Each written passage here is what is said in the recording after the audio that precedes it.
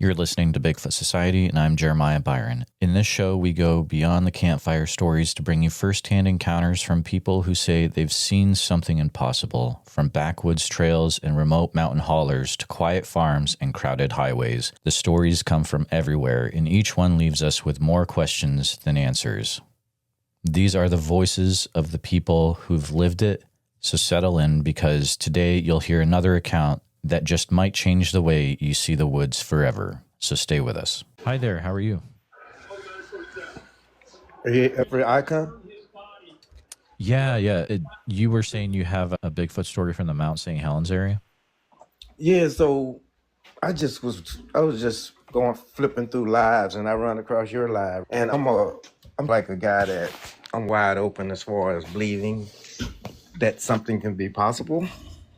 And so I've always enjoyed the outdoors. I've always partake, and I'm not the most avid outdoorsman, but I have did the Lone Ranger stuff where you go out and you just trek.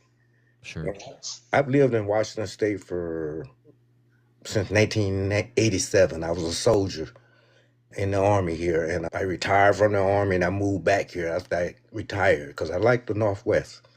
And so I live closer to Mount Rainier, and I did some horsebacking on Mount St. Helens, on Mount Adams.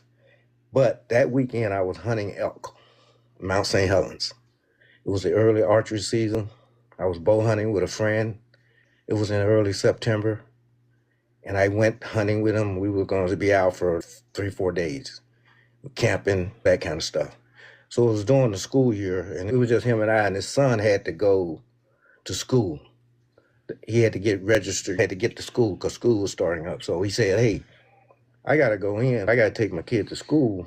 So if you want to go in, we'll come back. We'll just go pack up and go back and come back out after tomorrow. I said, there's a lot of work just getting here, so I'm just going to spend the night. So he left, take the kid to school. He had to drive all the way back to Olympia. We were down near Woodland, down near Mount St. Helens, and we were in the Ape Cave area. That's where the Ape Caves are. We were right there. We were camping in that area. It was an early archery season. We had an elk cow tag. Anyway, I'm gonna keep on going with it. So I stayed the night, and I take books and stuff and to entertain myself. So I had my tent set. I went into the tent after dark, started reading, had my lantern going with the light. I was reading a book, and normally I would just fall off to sleep and nod off. So that night I just nodded off into sleep. And I don't know how long I was asleep, but I know at a little bit after midnight, there it goes. I heard something. I woke up to it. I thought I was dreaming, but then I listened. I was quiet. I listened, and I heard it, and it goes again, and then it will stop, and then it would be a pause, and then it would go again. And the first time I heard it, it was really close. I'm talking maybe 60 feet, maybe closer than that, but it felt like sounded like it may have been close, like 50, 60 feet. And then after that first howl, yell, I could tell it was going away from me. But I had never heard anything scream like that in my entire life.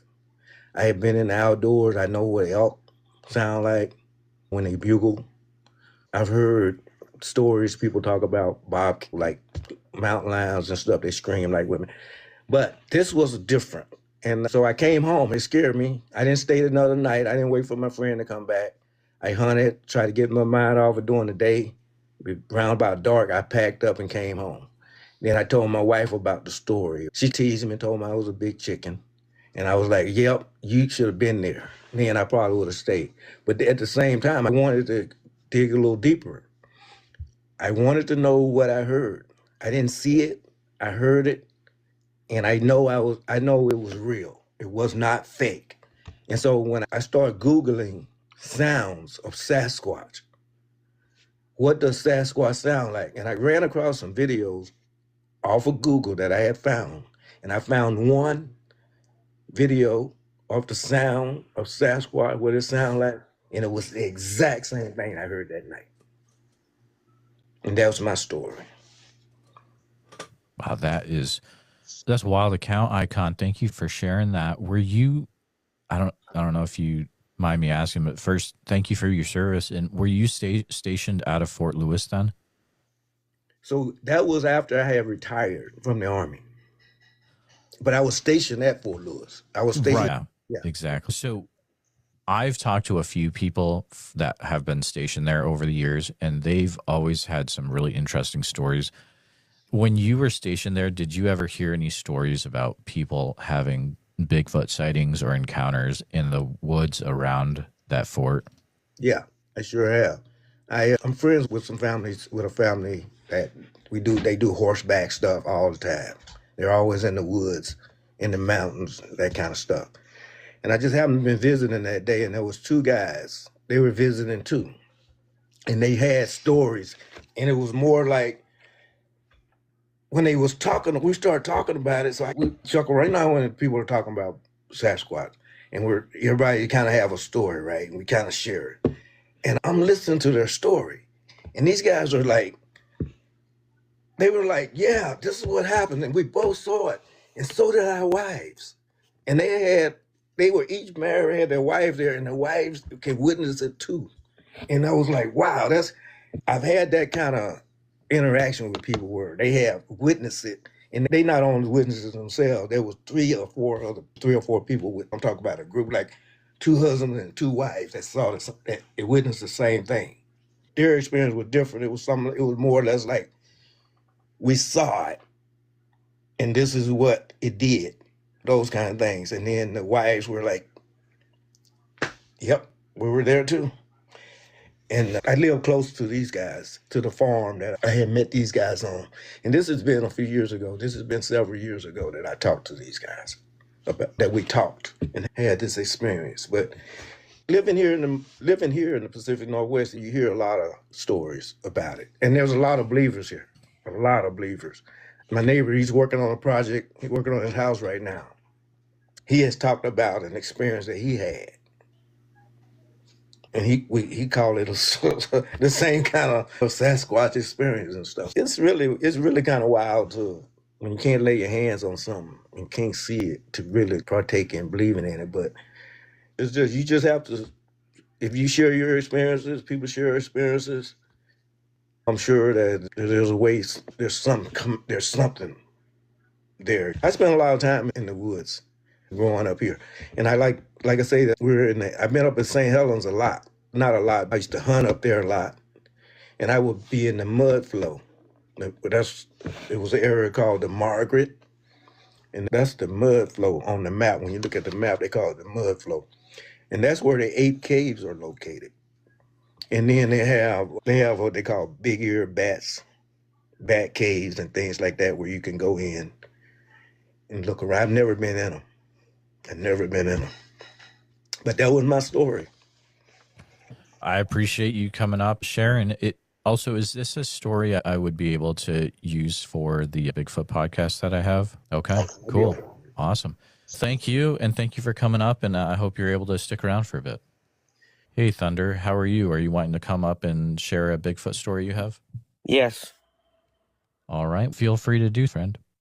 All right. This happened probably about, I'd say 1981, 82, when I was in the Cub Scouts. And I live in the northern panhandle of West Virginia, around the Elm Grove area. And we went to Dallas Pike. It was an old Girl Scout camp.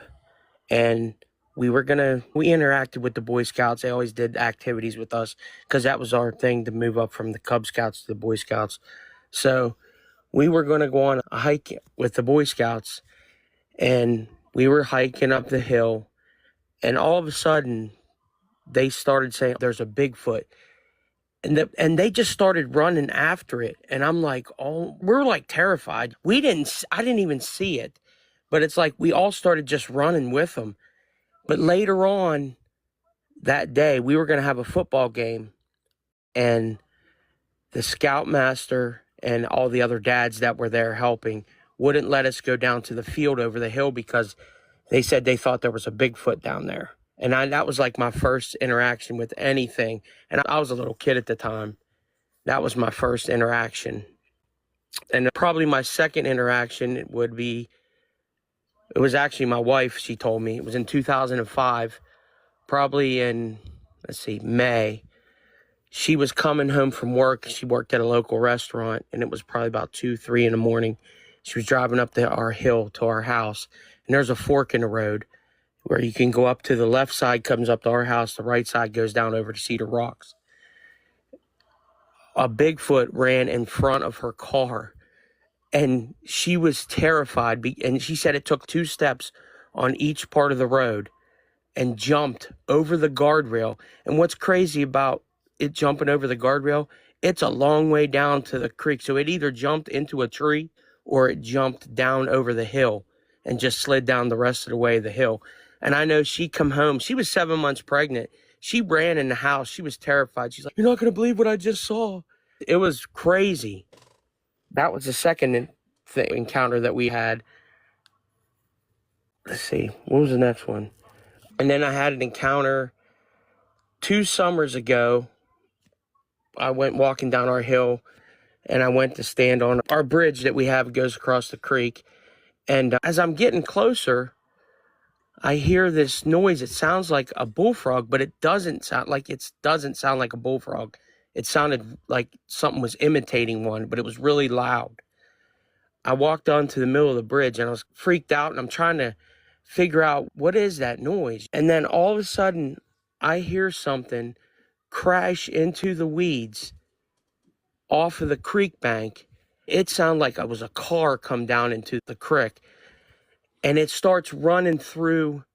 This thing was huge. It starts running through the weeds, and it's just ripping trees and branches down. And it went under the bridge. I'm so terrified. I've never been so scared in my life. I felt like I was frozen, like I could not move. And then I'm standing there, and I can't move. And all of a sudden, something's banging on the iron part under the bridge. Now, mind you, it's probably 12, 15 feet in the air. So you know it's no person.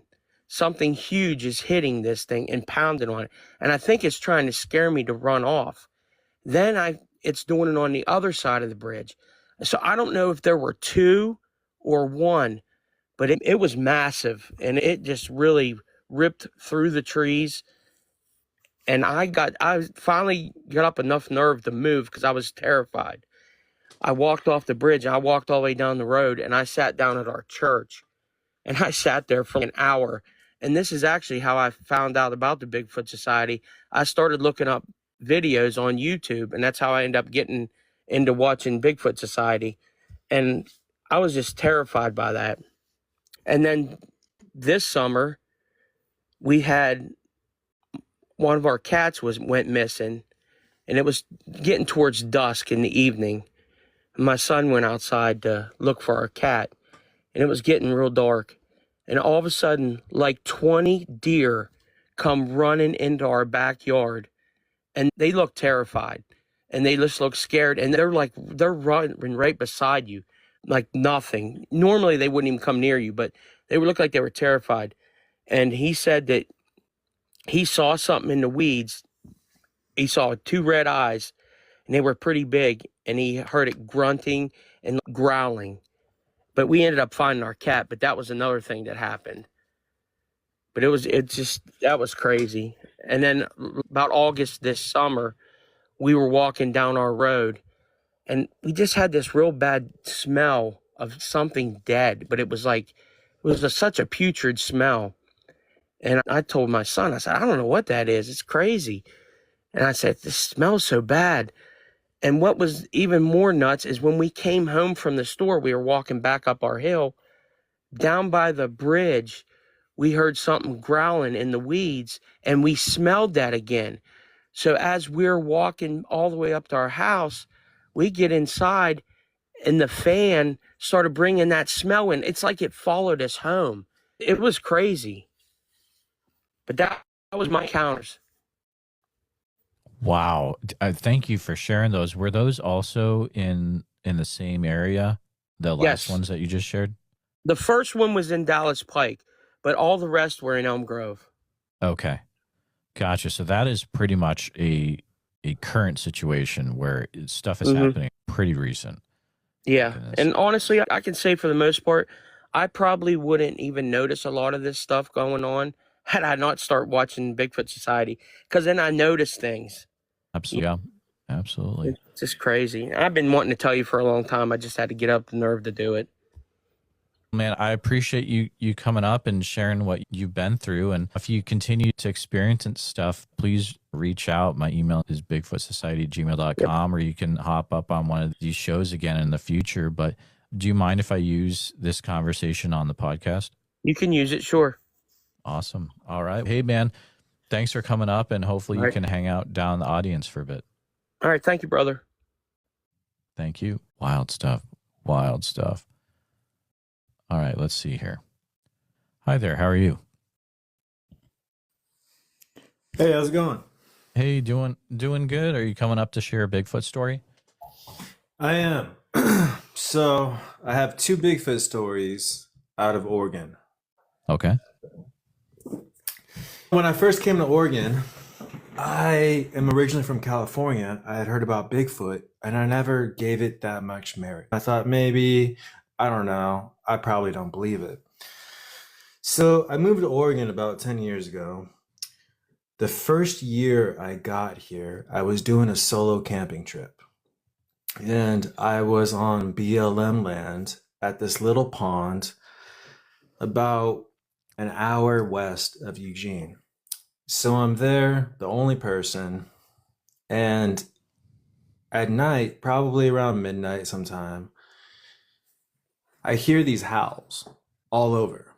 Some are close, some are far, every direction. If I estimate, there probably had to be 20, 30 of them. And I'm like, okay, what was this? Because I'm a pretty avid outdoorsman. I know what a wolf sounds like, coyotes. I know the noises bear makes. I'm like, what is this? It sounded huge and it sounded powerful. I'm like, all right. I'm not going to get out to go find out because the closest one to me was probably, I don't know, 100 feet away. And the farthest one, maybe 1,000 yards off in the woods. So I'm super tripped out. I know I'm the only one there. I can't figure out what it is. And honestly, I wasn't about to go out there and look because I'm like, no, I'm not taking that risk. So nothing happened that night. I ended up leaving a few days later. I'm telling my friend the story and they're like, that sounds like a Bigfoot. I'm like, what are you talking about? They're like, yeah, the Bigfoot howl. I'm like, bro, Bigfoot doesn't howl. What are you talking about? And so sure enough, I Googled it and I listened to recordings that other people had posted online and my heart sank because that's exactly what I heard. And there's no other description, like just the intensity of it. Like it feels almost like a powerful big beast, like you can tell.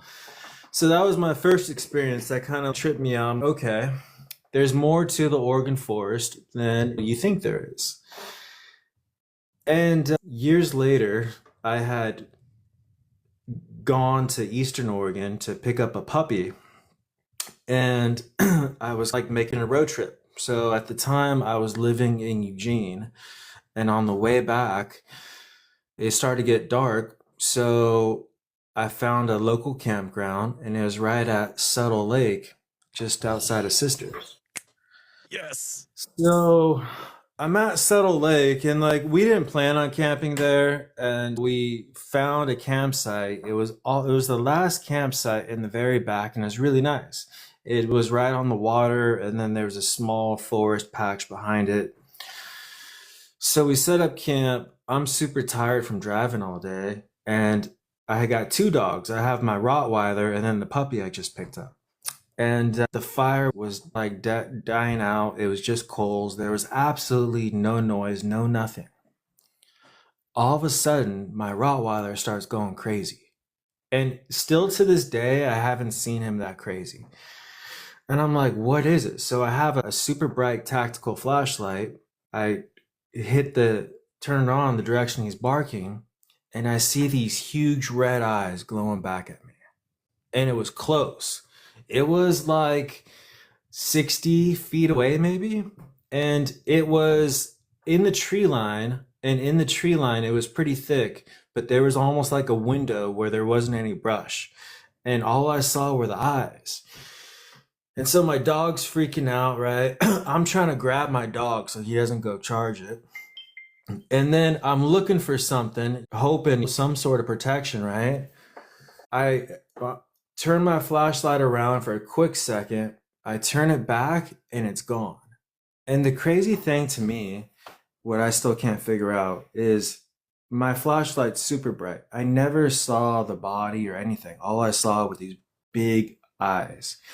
I went to that area in the morning and I tried looking out from the window in the trees, and I'm 6'3" and I couldn't look out. So he had to be at least 9 foot tall to look out where that area was.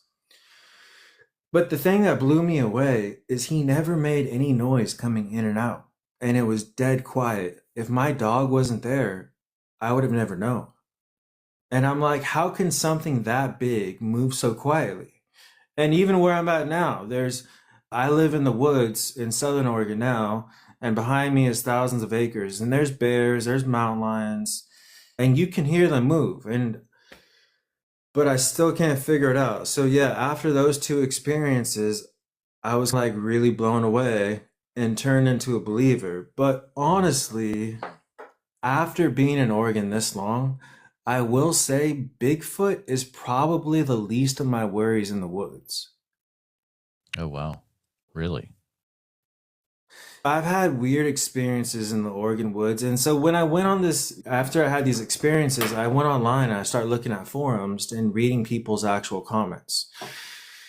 And I realized there's a lot more weird in Oregon woods than you think. And like, I've personally seen orbs, I've seen other things, I've heard about crazy stories. And so I realized, like, looking back, I think about it, I was just in a little tent by myself. There's tons of squatches around me. They could have easily done anything. They didn't try to intimidate me. They didn't bother me. They left me alone in my tent. And the other time, it was just spying on us. Like, it was looking at us. It wasn't being hostile. It was just looking at us. And so I'm like, okay, he could have done anything at any time. I never felt threatened. I was more like, what was that, right? Blown away. But after my other experiences with the orbs and stuff in the Oregon forest, I'm just like, okay, this place is wild. And I'm not talking about like the campgrounds. I'm talking like the BLM land, the forest, the areas around. Like, my property backs up to the same forest that's connected to Crater Lake. So there's all kinds of weird stuff that goes on out there. But it's just a weird place. So this Bigfoot kind of opened my eyes to everything else. I got a few questions for you. That's incredible stuff. I actually stayed at Subtle Lake for a few days in July, so I know exactly what you're talking about. The first account that you shared, that small lake, would you be able to share just the name of the lake if possible? Yeah, so I believe it's called Holt or Horton. It used to be a logging area, and so it's not even a real lake. It's a man-made pond that they used to use for logging. Gotcha. But yeah, I believe it's Holt or Holton or Horton. Okay. Cool. I'll do some research into that. And then, so you say you're down by Crater. So does that, I'm guessing that I've heard a lot about the Union Creek and Prospect area. Is that an area you're familiar with? I am, yeah. So I'll use that road that goes through there to go out to Central Oregon pretty frequently. Sure. I'll go to Lost Creek Lake and those areas, and Prospect is one area I personally won't stop in, especially at night. Okay, so I've heard that from another person too, that they won't stop. Why won't you stop there? It's the energy you feel when you come right into it. It feels dark, and parts of Oregon forest definitely feel like that. Other parts of Oregon forest, like the woods behind my property, I've never had that feeling. And I'm out pretty far in the woods.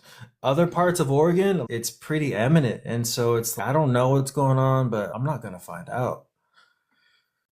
Yeah, I mean, I'll be honest. I drove up to Detroit. I felt that very similar thing when I was driving down to Detroit. It was a very weird feeling driving into that area.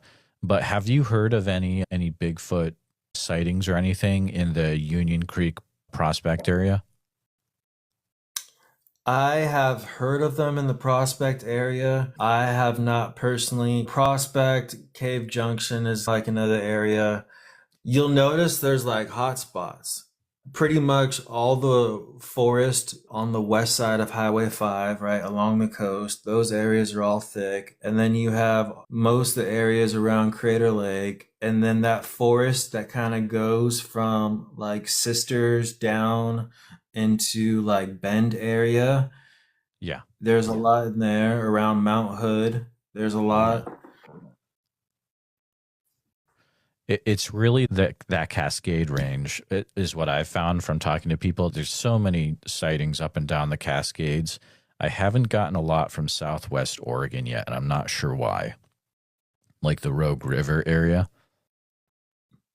Yeah, so that's where I'm at actually. But the forest behind my property, it's all BLM and it connects to, you could walk to Crater Lake if you knew the direction from where I'm at. I feel like the people from Grants Pass into Cave Junction, they're probably not likely to go out and talk about it openly, or especially like on social media. They're more like those kind of folk. That's been my experience.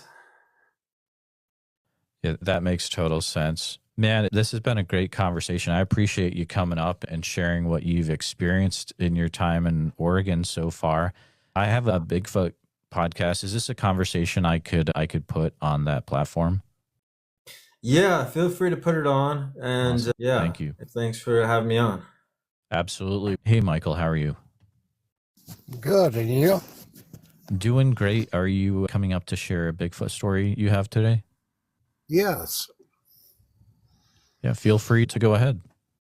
Okay. It was a personal sighting about 5 or 6 years ago in the Appalachian Mountains of Tennessee, an area called Cookville, Crossville. A lot of people know Crossville more. It's a tourist town. And I was heading back to Ohio and going by the Cumberland River. And I was almost to Dell Hollow Lake, a very well-known, beautiful lake there. A lot of woods, big areas, large areas of woods, and a state park right there. And I could see up ahead, no traffic, and no traffic behind me. It was on a Sunday morning. And I could see approximately 3 football fields, actually more a quarter a mile ahead of me. The river was on the left bank, left side, and it was a very narrow strip of bank that came right up to the road. And on the right side was a cutout mountain. And I looked and saw what I thought was a big bear. And I got really excited. I wanted to try to get a picture of it. And so as I got upwards toward the bear, or toward the area, I drove probably a third, really flooring it because I wanted to try to get a picture.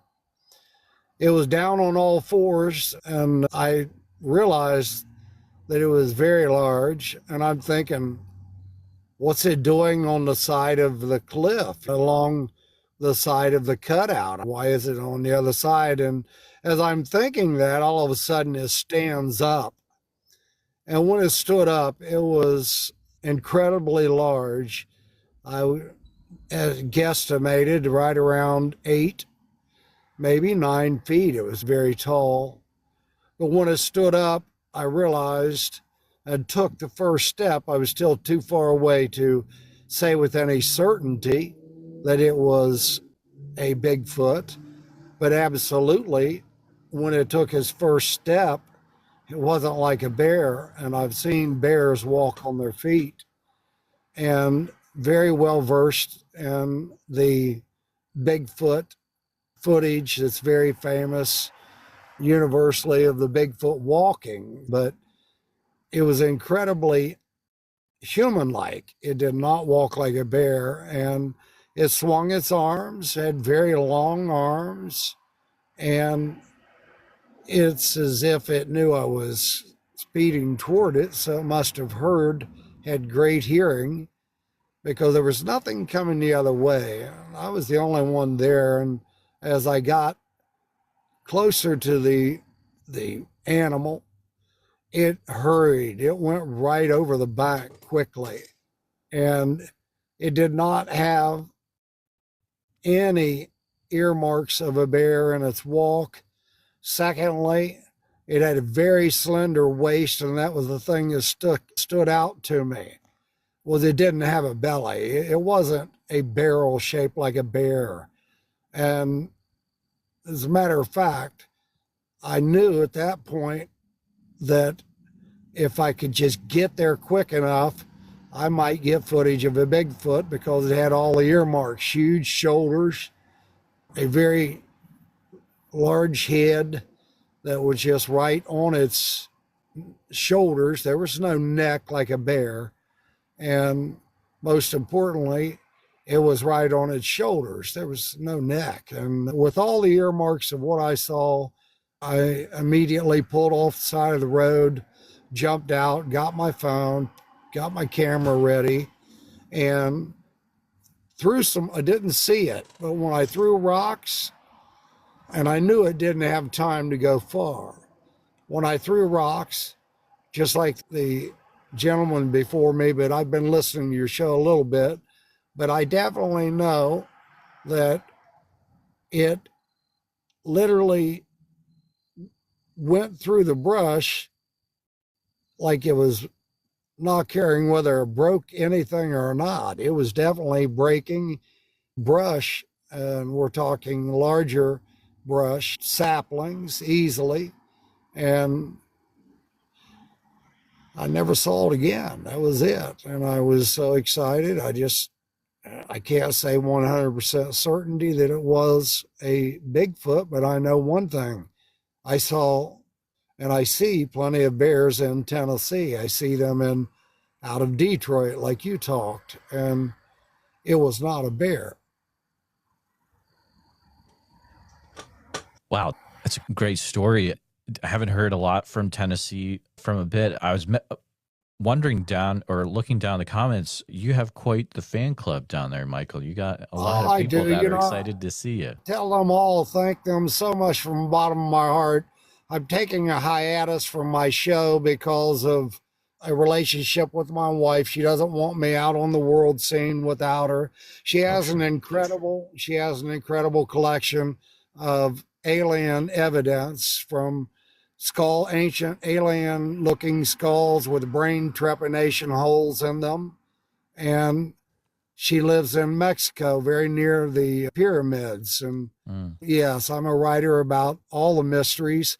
And if I could, I don't want to take your time. Are you familiar with the Mothman? I am, Michael, but I will tell you, I have, as it turns out, I've got about 8 people that are also wanting to come up and talk about Bigfoot. But can you, I don't have the time to talk about Mothman, but can you share a little bit about your books for a minute, just so people can check it out?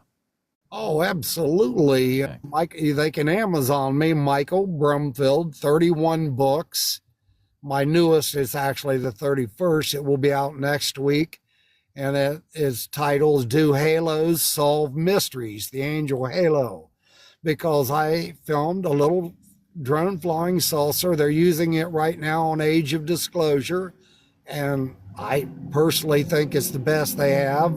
I'm biased, but no, I'm not. I'm neutral. This is a side saucer video that is the size of a little trash can lid. What I explain is, in that cover, is that if we are seeing them now, and they were seeing them 17,000 years ago, we are still learning that life is getting smarter every day. So could people be watching us like we watch ourselves now? And ultimately, my books deal with why wouldn't they live with us? So the Mothman has red glowing eyes. I was going to share my personal, not my personal experience, but when I wrote my first book, it was with a gentleman who literally saw the Mothman with red glowing eyes. It looked just like a Bigfoot. He thought it was Bigfoot. Oh, wow. Because yes. And I just wanted to share that because it is a very famous encounter where I grew up. They made a movie about it with Richard Gere. And my father crossed that bridge right before it collapsed as a truck driver. I was 6 years old. I remember it vividly because traumatic moments you remember. And my buddy saw the Bigfoot, he thought was Bigfoot. It turned out to be Mothman the same night. And this is only 50, 60 miles from Parkersburg, or Point Pleasant, West Virginia there, Marietta, and that's the yearly Mothman. So I say they're all connected, and I could be wrong, but the title of my newest book, Do Halos Solve Mysteries? That's next week. The little angel halo, it clearly supported what happened to me when I saw my little flying saucer hover above my head. And it clearly supported and matched. It has to do with my thesis about money and how money can derange people's focus on solving mysteries, helping life, and thinking logically. Yeah, so that's it. Michael, I'd say people really need to go check out your books over on Amazon. They sound fascinating. I'm going to check them out, but do you mind if I take this conversation we had and put it on my podcast to get the word out about things? Oh, no, not at all. Not at all. Very good. But you're just in the stinking thing where I live, a man I grew up with, and he is absolutely rock solid, best dad person I've ever met in my life.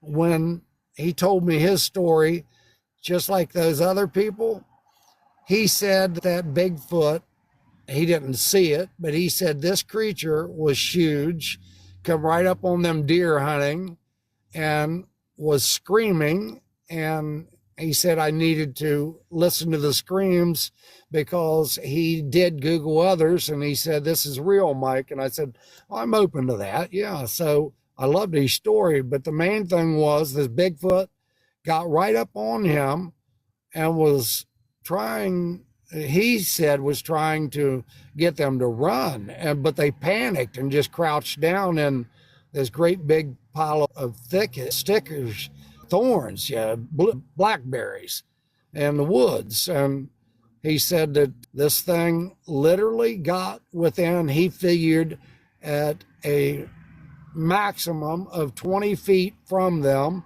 and it stunk so bad that he couldn't even hardly describe. Dead flesh didn't smell that way, but it was an ungodly, filthy, stinking odor of somebody who hadn't taken a bath in forever. And it was a wretched stench.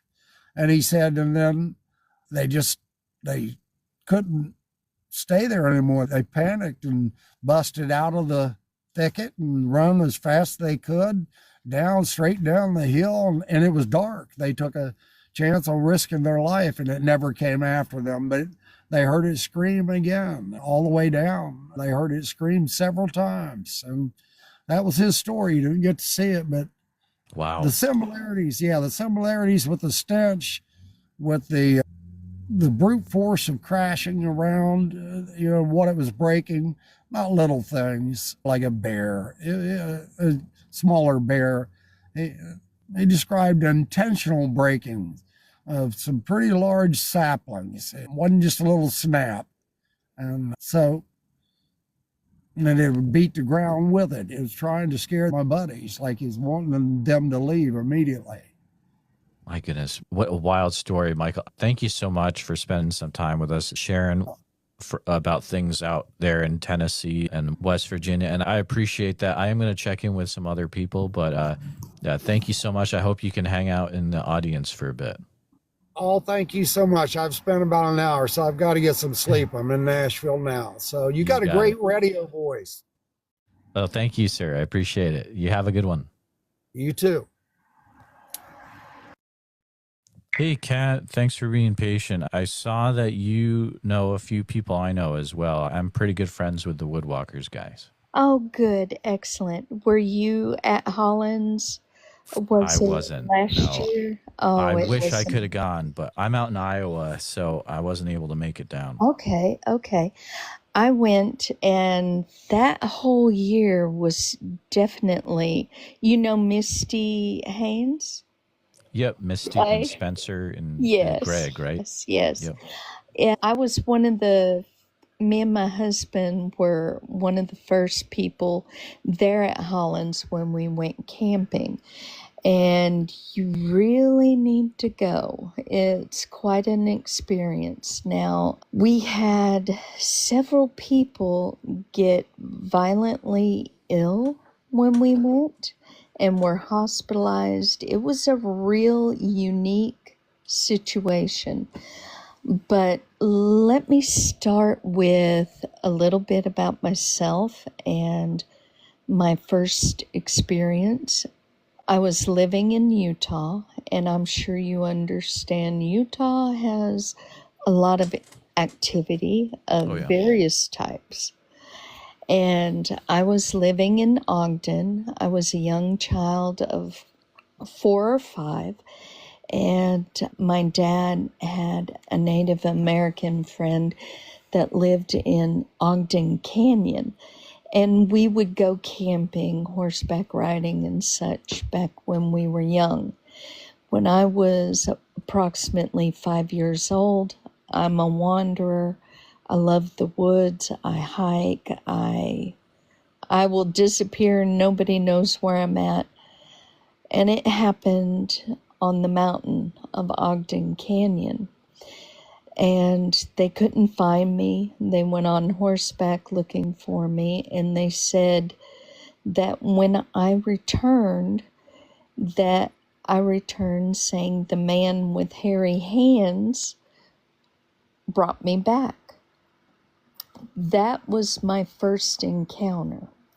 However, I now live in Alabama, and Uncle Jack, he was our native friend, said that there were things in the woods that we weren't supposed to talk about, discuss, exploit, things like that. They were to be revered and kept silent. And of course, there were some things we weren't supposed to mention at all. And anyway, so I kept that to myself all these years. And when I met my husband, and we live outside of Creepy Mountain, actually Creepy Mountain is my backyard. And I have a huge rock at the base of we have 5 acres up against the mountain. And I would go to this rock, and I'm a Christian. That's where I would go sit and pray and just have quiet time. I've always been an adventurer, nature person, and that's where I feel at peace.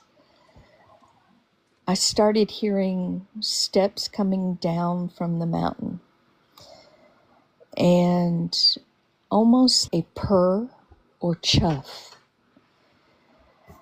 And this would happen on a daily basis. I would get up pretty much before the sun actually rose, and that's what I did daily. And this presence would be there approximately about maybe 10 yards away, up against this loblolly pine that we had that's got a weird curve to it. And then eventually I started, from my peripheral, seeing something almost It wasn't that red rust everybody talks about. It was almost gray, a dark gray. And I wouldn't move. I didn't want to make eye contact or draw attention. I would continue doing what I would do.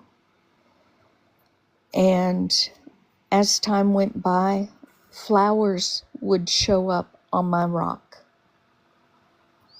A pile of acorns or rocks.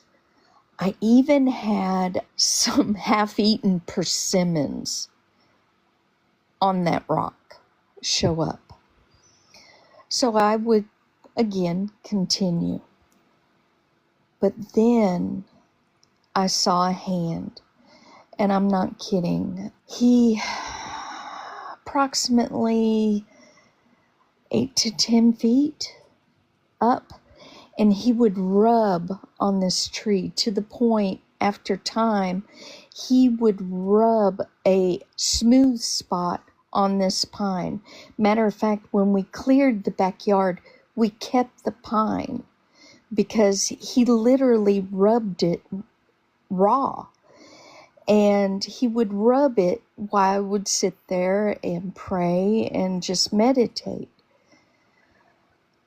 Then he one day peeked around, and I just slightly and looked him in the eyes. And he was old. He was old, he was gray, he was worn. He was not this rust everybody spoke of. And the smell was not of like wet dog. I would hear the stories. My husband would say, oh, it was that sour wet dog. Right. No, he had a smell of naturally forest dirt pine, but it was almost mixed with a wildflower jasmine kind of smell. And it was so significant, and I didn't feel afraid. Matter of fact, I was totally calm, but I did not want to be obvious or draw attention. And it wasn't a growl, it wasn't a bark, it was a chuff, a purr, a chuff. And that continued up until we cleared the woods to put my son's trailer back there. And that was the real close encounter that I had. However, when we would go to Hollins, then there was the time I was gathering chickens, moving them from one pen to another, and this is about 9 o'clock, 10 o'clock at night. And I have a handful of chickens. I got critters everywhere. And I'm not a spooky person. I love the nighttime. I'm barefoot in the woods. That's just me. I was raised that way. My daddy had a way with animals and nature. He was a Marine sniper, but when he'd go in the woods, he could literally call deer out of the woods. But so I'm carting these chickens, and I hear this almost like a boulder running down the mountainside. And that's Creepy Mountain. It's coming down. And I thought, oh my gosh, if they're after me, there's nothing I can do. I got a handful of chickens, just come at me already. And I'm just standing there waiting. And it stops right at the base of the mountain. And of course, I can't see a daggum thing because it's dark and I'm moving these chickens because they're roosting's best time. It stops. I stand there just waiting. I don't hear a growl. I don't hear nothing. I hear something that just stops, turns around, and marches right back up the mountain. But when Creepy Hollins happened, I think it was last year, I've got cancer and I don't remember exactly, we were the first people to camp out there before the big meetup, and everybody from all over the United States came over there, and it was marvelous. But that first night there in Hollins, I go walk in the woods, and my husband and one other man came, and they're chit-chatting at the campfire, and they're doing their thing. And I told my husband, I'm going to go do my walkabout.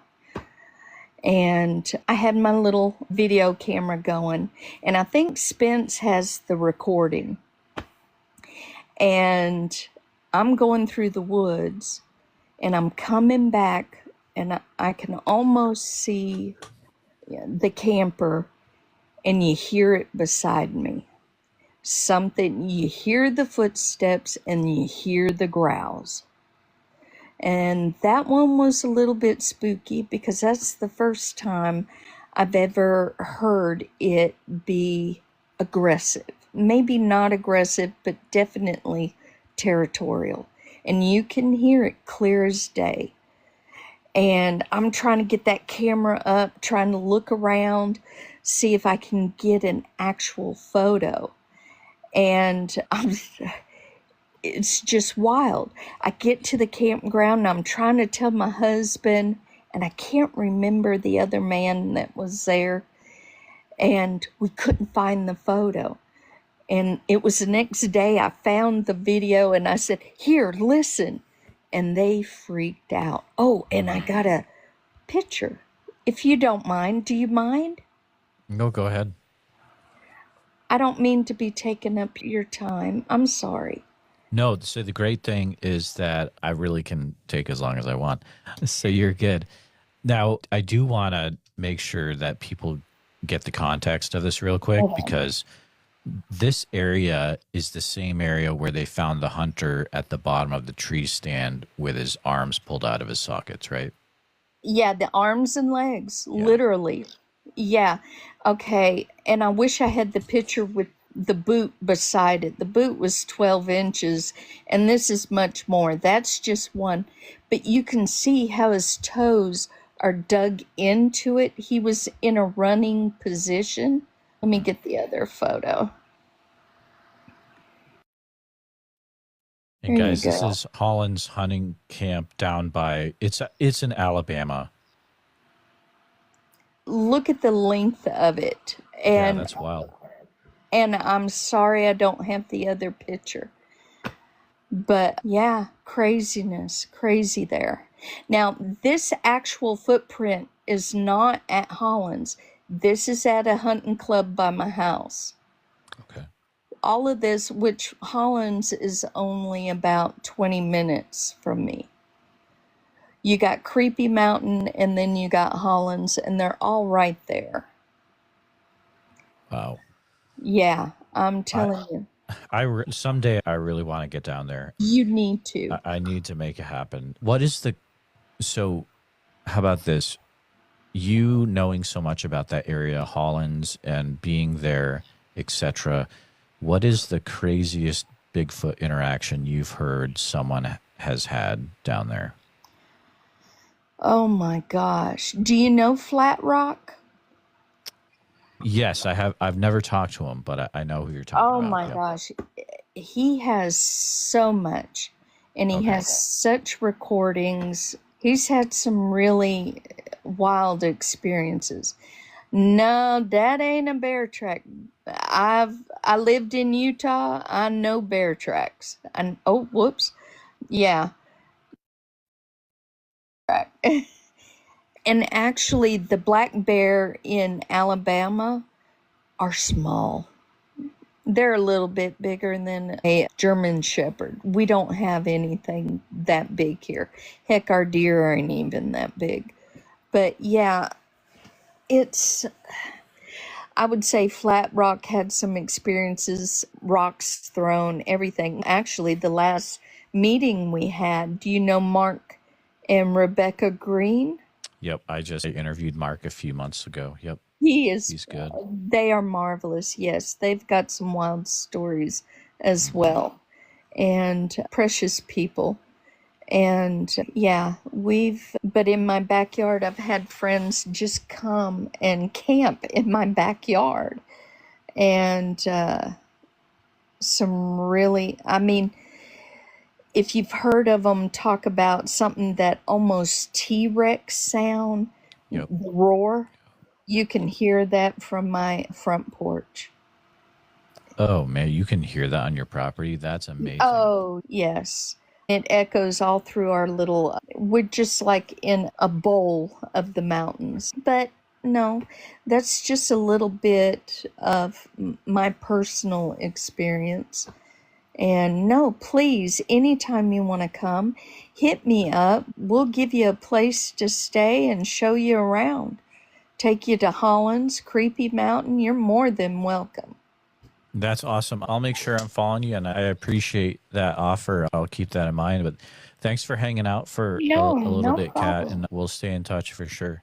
Oh, Thank you. Is this audio I can use on the podcast? Babe, you can do whatever you want. All right. Thank you. Thank you. You have a good one. Good stuff. She's so nice. She's very nice. Hi there. How are you? I'm doing pretty good. How about yourself? Doing good. Were you coming up to share a Bigfoot story that you have? Yes, sir. There's been that I have visually saw myself, one. And my father and my stepmother witnessed an encounter. Where this happened at was in Red Bank, Tennessee on my encounter. I'm 49 now. And again, this has been a moon ago for mine. I guess I was probably about 7 or 8 years old. And the area of Red Bank, Tennessee, where we had lived, we had like a ridge. You know what I'm saying? So one night we were just sitting around. It had snowed. And you kept hearing like somebody trying to shake, like the side of your house or tap on it, or you know what I'm saying, stuff of that nature. And just it wasn't like a big roar sound, but it was something that in the dark at my age, I was like, oh, this is not right. My daddy, he's real big into like Bigfoot, stuff of that nature. So he says, let me go catch this right here. And he says, we're going to walk out there and find out what we got. So as soon as we turned on the porch light, there was a print very similar to the lady that was just on there. All of it it looks like claws. It was more of, I guess it was probably maybe, I don't know, let's say maybe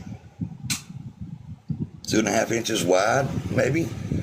And lengthwise from toe to heel, I don't know, I guess probably give or take somewhere around that same measurement. All right, but they were more of a roundish color, or not color, but more of a roundish look on the toes. And then like where the bridge of our feet are, it was real flat and like a muscular, you know what I'm saying, type.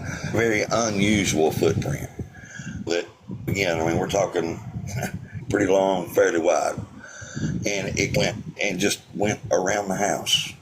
And at the area, it was at my sister's room.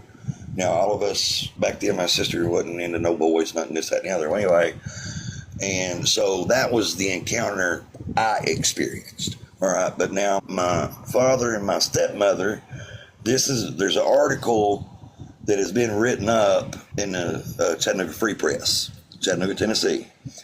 It's around the Fallen Water area, Boy Scout Road area. So just to give you landmarks here. And I've heard stories growing up, but anyway, my father, there's a creek that runs through, they call it like around Sandswitch Road. Okay, there's a creek. So we used to all go fishing and this, that, and the other, and there's a little railroad bridge and whatnot. So one night, him and my stepmother were out riding around and just having a good old time. Across the street, all of us knew the guy across the street, and he had a German Shepherd. Okay, so it got to the point where some of these thugs, this, that, and the other, they'd leave their trash and all that kind of stuff. Anyway, he's like, well, he said, before I let anybody in here, he says, I want permission. Y'all are going to have to give me permission. That way I know you got who's there. So my father and him got permission to go in there. And every time you'd go in there, that German Shepherd would bark across the street. So that very night of this encounter, the Shepherd only barked one time. Okay. So as they're sitting there, and my father happens to look in his rearview mirror. Now, they're right at the edge of the creek, okay, because you can pull off down in there. They're right at the edge of the creek. So from the top of the bank to the top of the water is about, give or take, is probably about 5 foot, okay? So from the water to the bottom, you're averaging probably 5-ish, 6 foot, right? And so he just happened to look up in the rearview mirror, and lo and behold, there was some animal of what has been described type, not necessarily like she said, like a grayish color with kind of red eyes that had its front paws, hands, whatever you want to call them, and was sitting there with the paws on top of the bank, like he was at the bottom of the creek. So my daddy was going to get out. What is this? And then there was it wasn't really from my understanding, like she said, it was kind of like a dirt stench type smell, not something that'd be like, get out of here, it smells worse than garbage, or so on. So anyway, my father decided that, hey, look, we might want to get out of here. As soon as they went to drive off, that German Shepherd was laying behind their car. Yeah. And so as time went on, this was in the 2000s, and I've heard it growing up because a lot of folks back in the 50s, 40s, somewhere in there, of my grandfather's era, that people used to trot along that creek a lot, and there's a few of them that kind of lived on the edge of the creek, and that their trot lines would get robbed. So one of my grandfather's real good friends decided, we're going to try to check into this. Is somebody taking our cats or what? And they caught this same very type animal in the middle of the creek, raising the trot lines up and biting the fish from the gills down and leaving the head on the trot line. Really? Yes. And then there was, like I said, there was an article. It was on our news, like WRCB Channel 3 News. And then in the Chattanooga Free Press, there was an article in the mid-2000s over, you can look this up, it's Northgate RV Park is what it's called. And it's right there in that same area they were tracking footprints of that very size, like a little family, that came down like in the fallish time. Like it was, and then the folks like over in the fallen water areas, which that's all, I'm just giving you landmarks. That's the Hickson area, Chattanooga, same place, 37343's area code. But some of the old timers were talking about where they would come down off the mountain and like the little hunting shacks or whatever, and that they would try to, from them being on the outside, like it was their territory, and try to tear up things to demolish. And then we had another encounter, as dude was talking about the tree sizes or whatnot, on around from right over there, what they called Old Hickson Pike. We were sitting there on that same very creek, further down from where I was just talking about the Boy Scout Road area. And we were sitting there, and it's like a little cliff, so you can climb down and be right there at the edge of the water. There were trees. One night we were just sitting there just having a good time. Fish wasn't really biting. And then all of a sudden you hear boom, boom, boom, boom, boom, boom, boom. Like running, the running sound. And then saplings, probably about, say, 8 to 10 inches around, were like just pushed over. And then again, in some of the areas, because there's a little bit of sand, like where it would flood and stuff of that nature, same type prints around that area. But I just thought I'd share where you can, back up into there if you need to. And again, it wasn't a long, drawn-out story or anything like that. It was just a brief thing of, oh, wait a minute, we got something around here that doesn't gee-haw. But I just thought I'd like to come on here, and since I'm not the only one, you tell your little friends or something of that nature, man, you're just looking for spooks. You know what I'm saying? No. So I just thought I'd done the Chattanooga, Tennessee area, Red Bank, Hickson area, Fountain Water, of having encounters. And like I said, I was born in 76, having encounters of things of that nature. I appreciate you sharing. I had one guy come on the show once, and he was talking all about your area. He had things from Lookout Mountain and Racket Mountain Caverns and Blowing Springs Branch in Signal Mountain and Harrison Bay State Park. It was really intense. That's episode 871 if you want to check that out.